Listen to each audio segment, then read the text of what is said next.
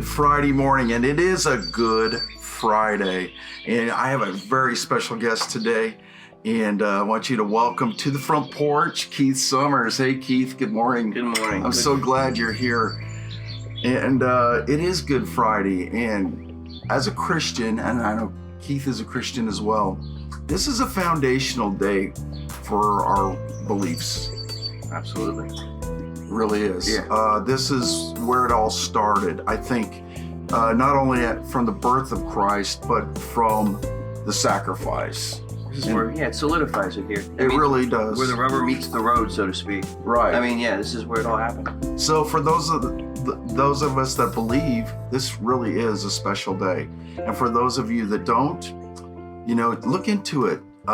There is some good news out there. So, Keith, I want to ask you some questions. Are you originally from this area? I know you live up in Pennsylvania. Born and raised in Hagerstown. Then I migrated to Waynesboro, PA for a few years. And then I moved to Frederick for about 15 years. 16 years I lived right on 2nd Street, a couple streets up from Market. So I spent my 30s in that area. And then I moved back to Waynesboro probably about 11 years ago. Cool. So how do you like it up in Waynesboro? It's kind of cool. It's quiet. It's nice. It's a good place to raise my daughter. It's safe and there's not a lot to do, but I think I kind of like that at this juncture in my life. Excellent.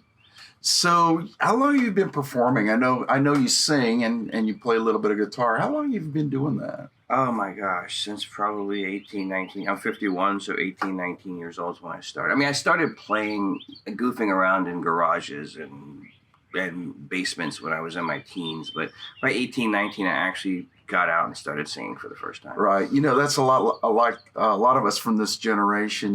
We were in garage bands when we were teenagers or down in the basement.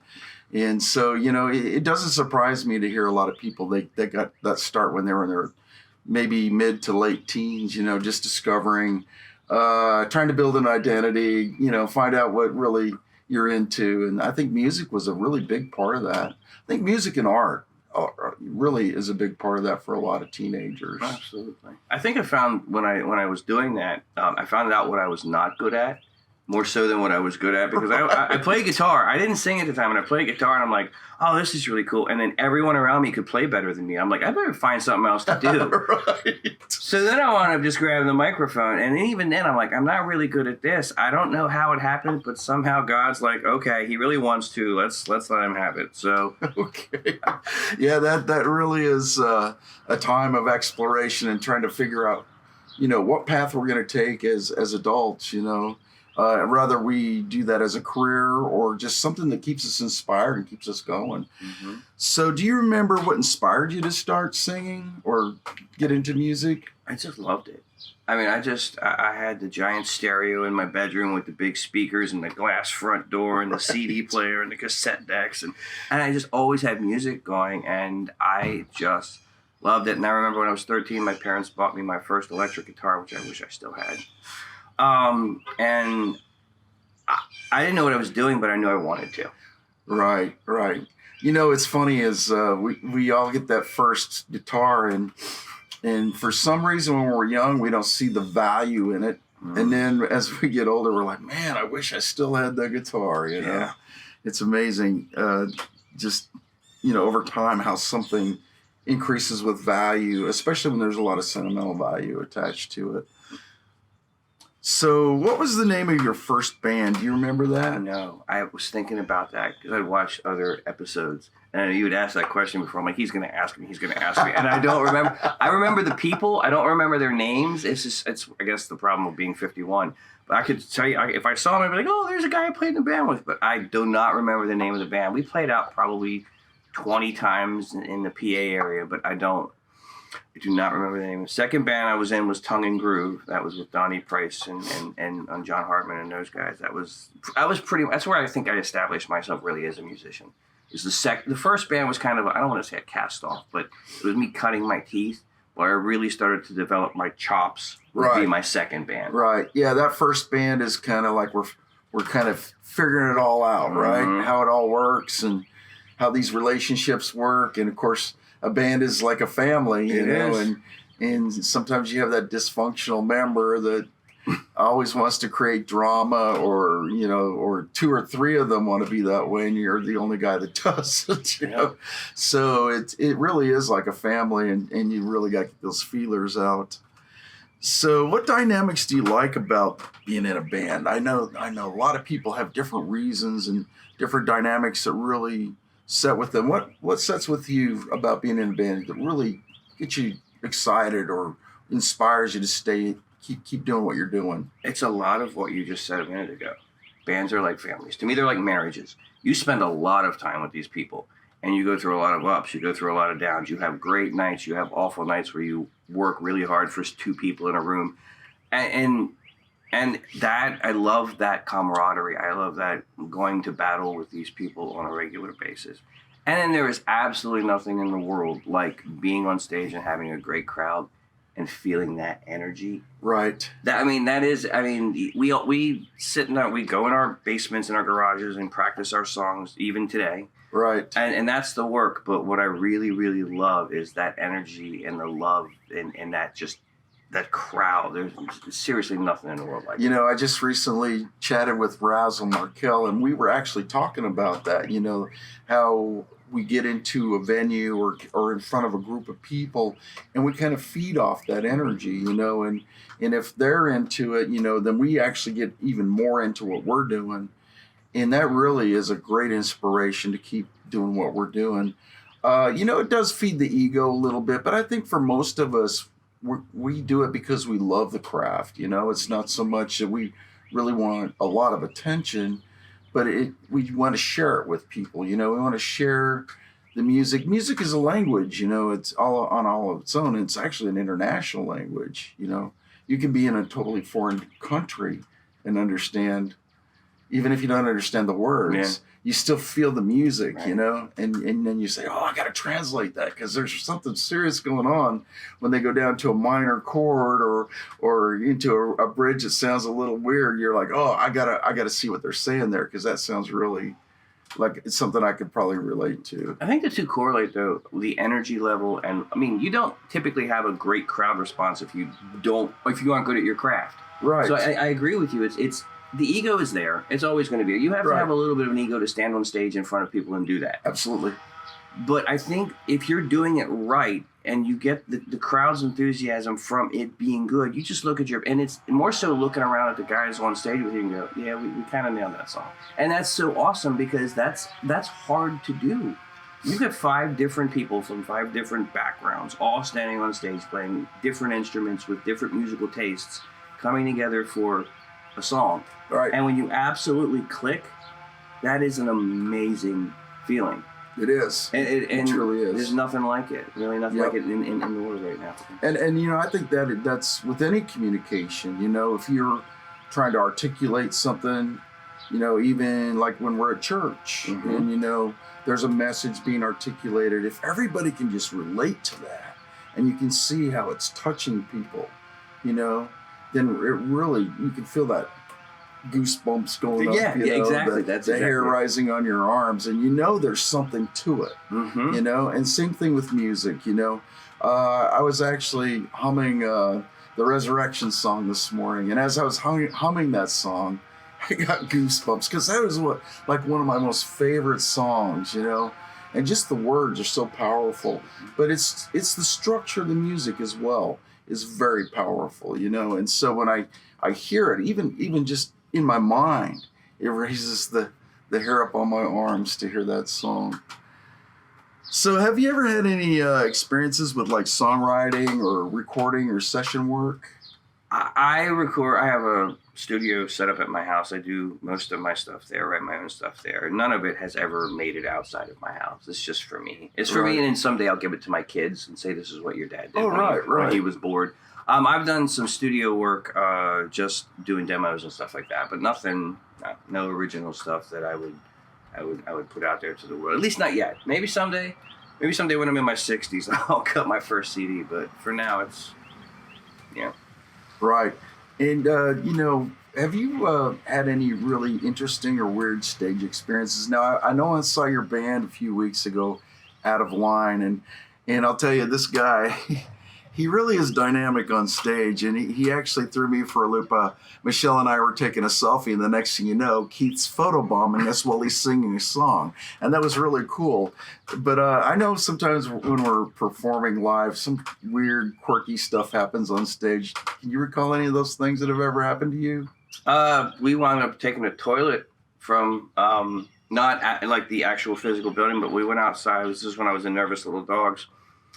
We went outside for a break, and they apparently had a used toilet there. Oh, not apparently, it was there. And Mike said we should put that on stage with us. That was a drummer. So we picked the toilet up, and this is one of many, many Nervous Little Dog stories. We picked the toilet up, took it sat it on the stage, and it traveled with us for the next probably 2 years. We put tiki torches on the side of it, and put alcohol in it, and lit it. Like it was a throne, huh? And it was on stage. Every time we played a show, we had the old used toilet from Chocolate Park, actually. We had the old used toilet from Chocolate Park on stage, and we had to get rid of it one time because we were playing somewhere in Hagerstown, I don't remember where, and some girl decided that she should use it while we were on stage. Oh, no. Yes. At that point, we thought maybe this isn't the best idea anymore. And I think we actually left it at the dumpster at that venue.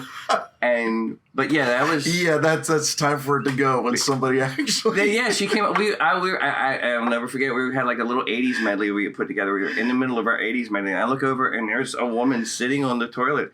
It's obviously not connected to plumbing. Right. So I'm like, okay. So it didn't go. But yeah, we traveled with a toilet from Chocolate Park for about 2 years. That's a great story.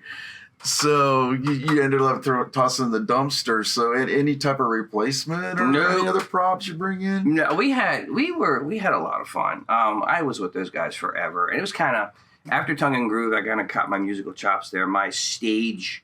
How I became a front man happened in that band. Right. And we did we had glow paint. I don't know if you know the stamp stuff that you put on your head. Yeah. We filled water guns up with that, a diluted version of that, and put black lights all over the stage. And we turned our stage lights down and just left the black lights on. And when we shot, like a laser beam going across the stage. Oh, that's crazy. And we would pepper the audience with it. And it was, we had such a good time, and we made it a point to always... We kept it interesting because if people come out and see you and you play the same 40, 50 songs. Right.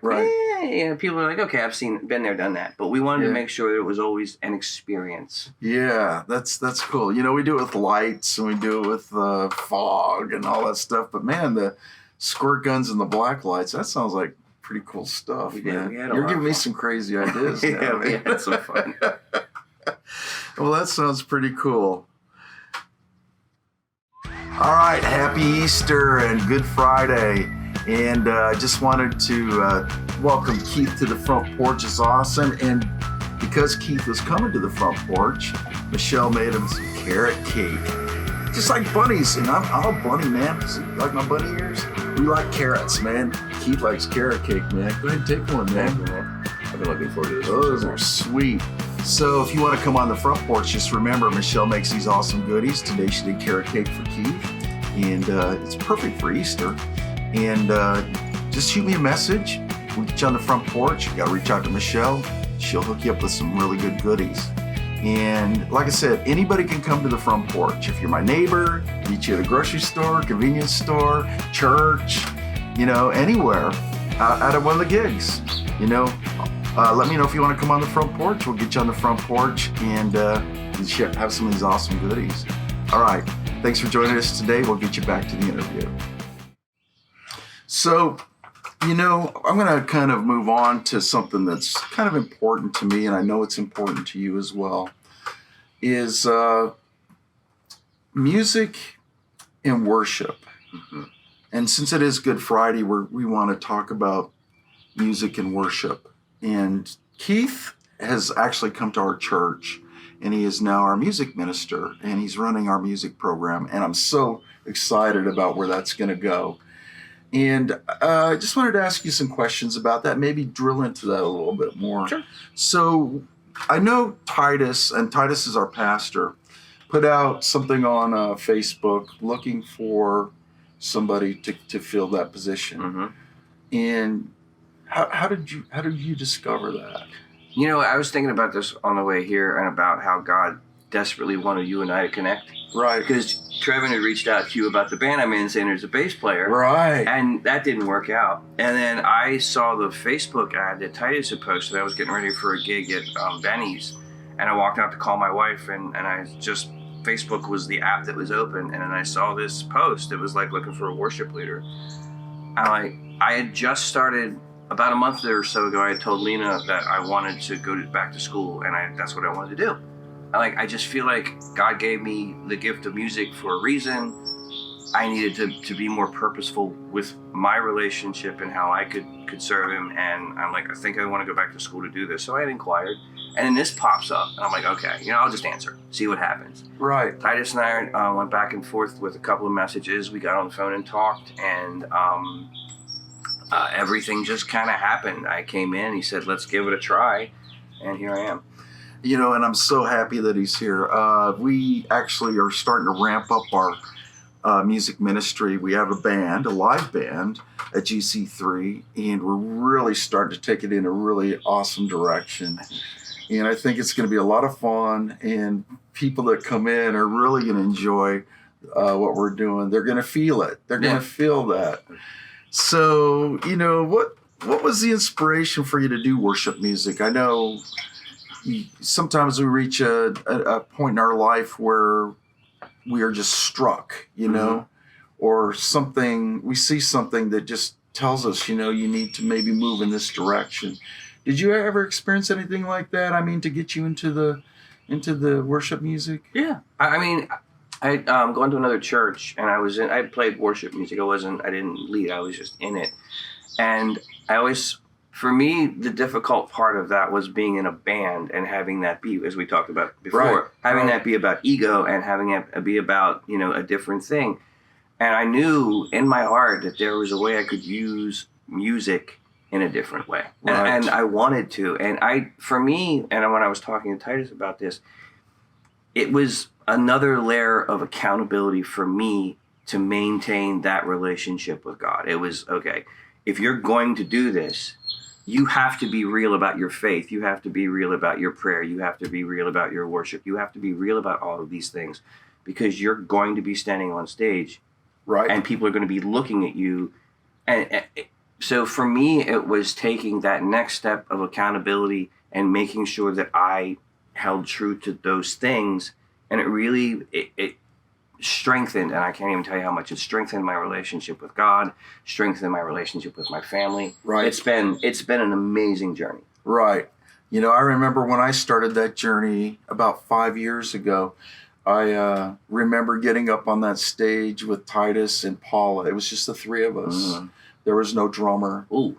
And so it was a bass, an acoustic guitar, and a piano. Okay. And it seemed a little awkward, but I knew I needed to be there, There needed to be a higher purpose for what I was doing. Yes. And I really was inspired. And then I was in a band with Sean Kelly. And Sean Kelly is the drummer for our church. Right. And we started a band called Thursday's Child. And the reason we called it is because Thursday nights we would jam in his basement. And so one of the guitarist players said, hey, we should be Thursday's Child, because they're here on Thursday and we're doing the music thing. And I went in and told Sean, hey, man, our church needs a drummer. Would you like to come to our church and drum?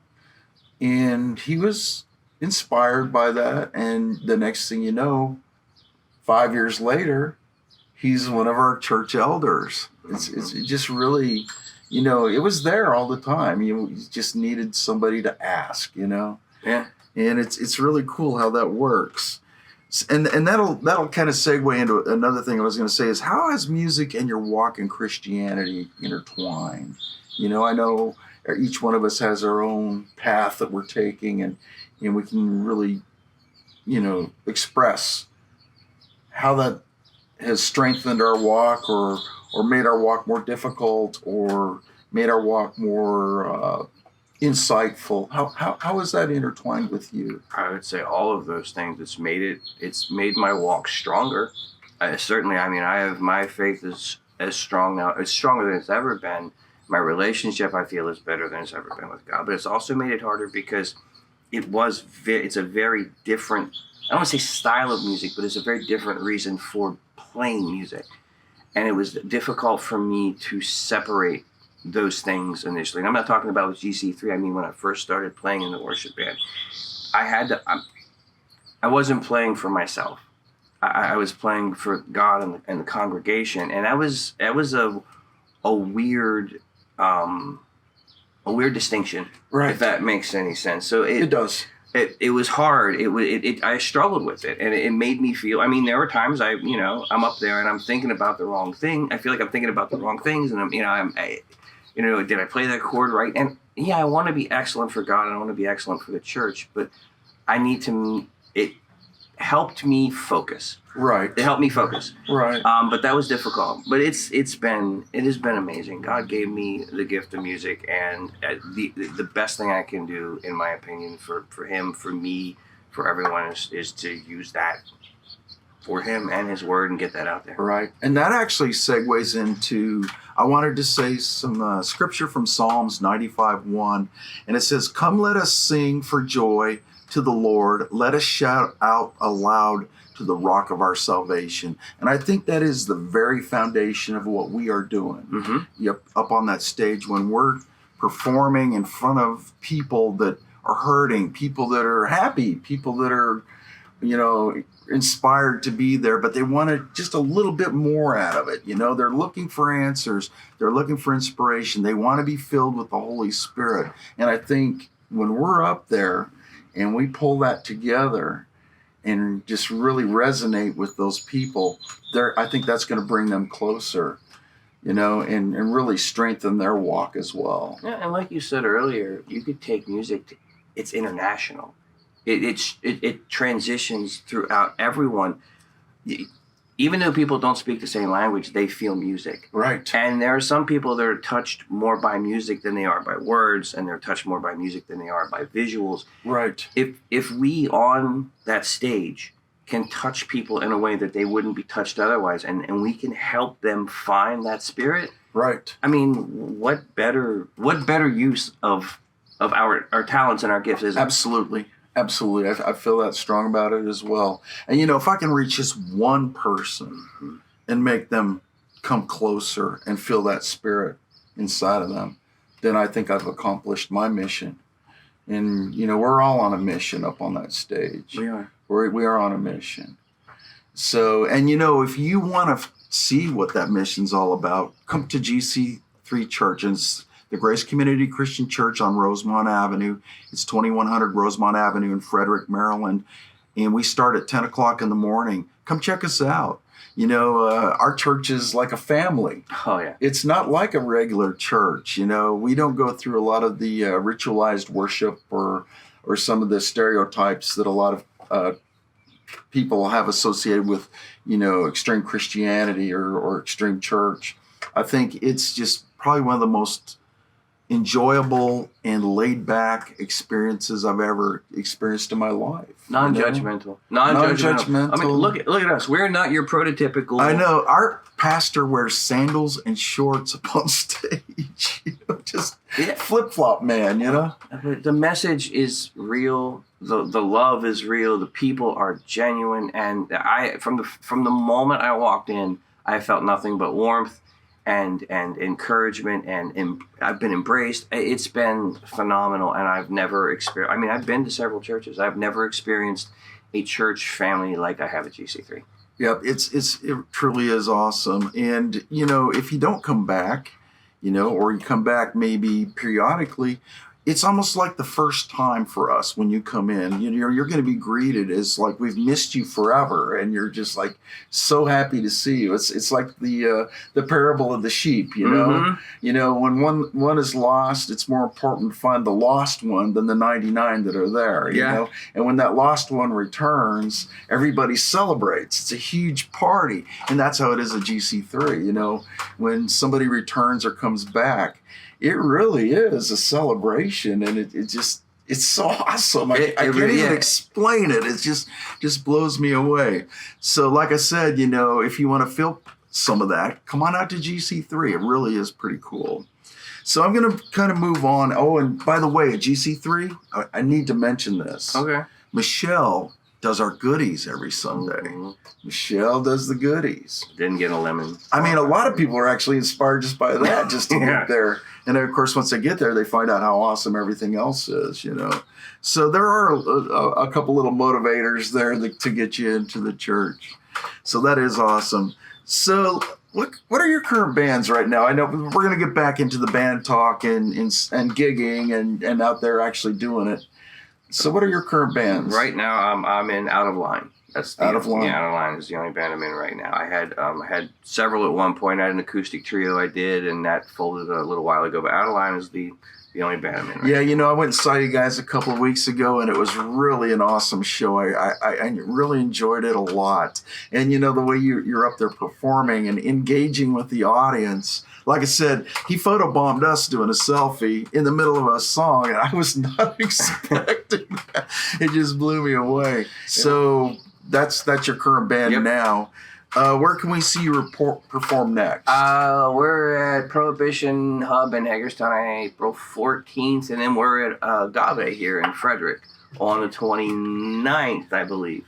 Cool. So it's on our Facebook page, Out of Line PA. All right, and I'll put those links in our YouTube channel on the bottom under the More. Just click on that, and you can check out Keith's band and see where he's performing next. And I'm telling you what, it really is a fun performance. I had a great time watching you guys play. Thank you. So, are you on? So, like I said, you're on social media. Mm-hmm. We can find you on Out of Line Band. Out of Line PA. Out of Line PA. Because most of the guys are from Pennsylvania. All right, and we'll put links to that as well. Personal Facebook page. Do you post anything? I always do. Yeah, I mean, I'm just. I think it's just Keith Summers. Right, Keith Summers. Yeah, you find me, and then Lena, my wife. Right. Yeah, and if you want to know more about GC3 Church, we'll also put a link to their social media page as well. And like I said, everybody's welcome. It used to be the old tagline, Mm-hmm. you know, we are a church anyone can come to. And that really is true. So I would love to see you guys there. If any of you are interested, reach out to me if you want more details. I can certainly fill you in. Or reach out to Keith. Yeah. Keith can fill you in as well. And we will always be looking for other musicians. If you have anybody feels that calling but not quite sure. I would love to see another guitar player up there with us. I would, yeah. Man. That would be so awesome if we could find another guitar player to get up there with us. It would really fill in a lot, you know, especially if they do leads, lead guitars. It would be just anyone who has, a gift, a musical gift, and has thought about it. If nothing else, come check it out and talk to us and see maybe it's for you. And trust me when I tell you, once you do it, it's an amazing experience. It is infectious, and I'm telling you what, I don't think it could ever stop. You know. Mm-mm. Even into old age, I will probably still be up on that stage. Yeah, and at one point I thought this was old age. That's the thing. funniest thing. No, we are not nowhere near being done yet. No, we're just getting started. Absolutely. Man. I think we're coming up to the pinnacle of the hill. And another thing I want to mention before we go is the Razzle Report. Now, all of you out there, I know you follow the bands and you want to know where everybody's playing. Check out the Razzle Report. We'll put a link into the Razzle Report so you can see where people are playing this weekend. Keith's band may even be on the Razzle Report. And just check it out and have a great weekend, man. And I'll tell you what, come check out the church, man. It's really cool. You can see Keith and I perform live. It'll be a lot of fun. Mm-hmm. All right, Keith, thanks for joining me today, man. It's been awesome. It has been. Thank you. Yeah, and it's a great day, man. And happy Good Friday and happy Easter. Enjoy your weekend. God bless. God bless.